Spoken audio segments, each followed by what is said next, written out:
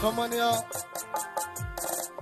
কুন্দন কুমার মহাশয়, সম্মানীয় পায়েল দিদি ভাই এবং সম্মানীয় প্রদীপ বাবু, police in-charge Raipur police station.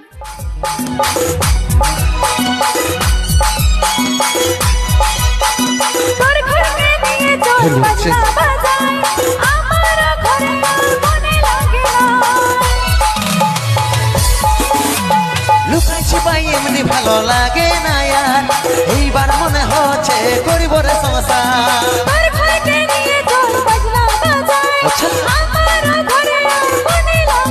ভালো লাগে না, ভালো লাগে না, ভালো লাগে না।